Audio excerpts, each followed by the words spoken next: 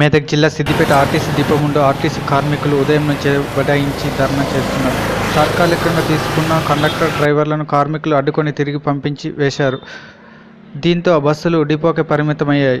ఇప్పటికైనా రాష్ట్ర ప్రభుత్వం కార్మిక సంఘాలతో చర్చలు జరిపి 43% ఫిట్మెంట్ ఇవ్వాలని వారు డిమాండ్ చేస్తున్నారు.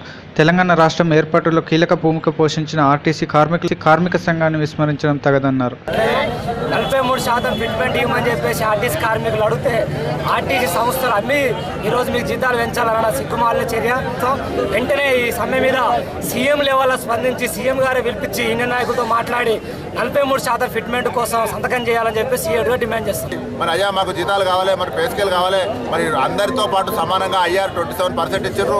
మరి రాష్ట్ర ప్రభుత్వ ఉద్యోగులకు కూడా మరి ఫిట్మెంట్ అయింది, మరి మాకు కూడా చేయమని ఎన్నో సందర్భాలు అడిగినా కూడా వాళ్ళు మీకు 27% ఐఆర్ ఇచ్చినాం, ఆ ఐఆర్ఏ ఫిట్మెంట్గా మీకు ట్రీట్మెంట్ చేస్తాం, మీకు ఇంతకంటే ఎక్కువ మేము ఇవ్వలేం, మేము మీకు ఇవ్వడం వల్ల వేలాది కోట్లు మరి ఆర్టీసీలో నష్టం జరుగుతుంది. ఆ నష్టం జరగడం వల్ల మరి ప్రయాణికుల మీద ఛార్జీలు పెంచాలి అని మరి ప్రయాణికులను మా మీద ఉచుగొలిపే సందర్భం చేస్తుంది తప్ప మరి సమ్మె నివారణకు ఎలాంటి చర్యలు చేపట్టలేదు అనే సందర్భం మరి సిద్దిపేట డిపో పక్షాన మేము తెలియజేస్తా ఉన్నాం.